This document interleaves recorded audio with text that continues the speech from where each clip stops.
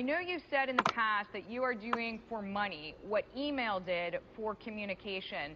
Do you think this is really going to take off to that extent? You know, we do. When we look at the world, you see a world completely connected on an information web. And that's terrific. That makes things tremendously efficient. But what we don't have is the sense of a value web. Payments, the exchange of value is still pre-internet based on 40-year-old technology. And so that's very expensive.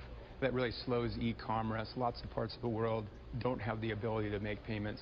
So this new technology that really is a second gen of Bitcoin enables now value to be exchanged in the same way that information is currently exchanged. And that's a big deal, we think. But do you think, Chris, that people are actually going to be comfortable using a kind of virtual currency? I should ask you, too, how is what you've produced on the coin side, on the digital currency side, different from what Bitcoin's already doing? So what Bitcoin set out to do is really build a new currency that had no central bank. So in a way, Bitcoin is sort of a way of storing value. Ripple is a completely different idea. We're using the same breakthrough technology, but we're using it to build a currency-agnostic value exchange or value web. So you actually don't need to adopt a new virtual currency to use Ripple. You can use it with dollars, euro, yuan, real, anything you like.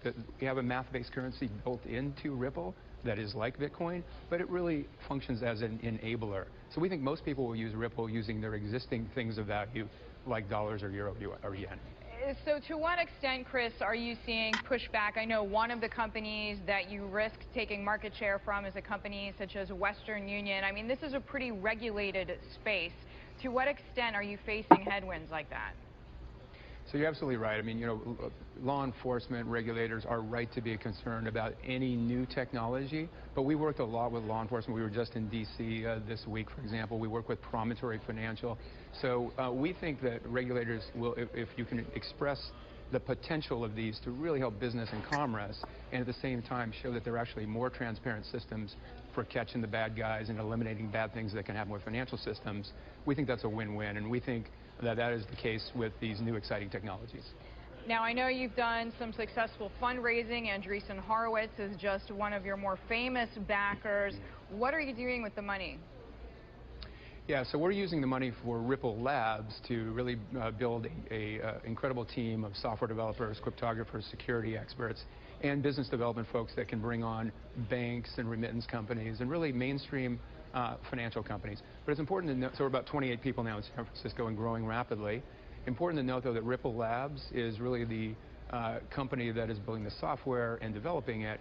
Ripple Protocol is a completely open source system. It's a public good. Anybody can use that. We don't control, we don't own it. So they're kind of two different roles, kind of like a Red Hat to Linux is a good analogy for Ripple Labs. Ripple. Chris, before we let you go, some people have critiqued the lack of friendliness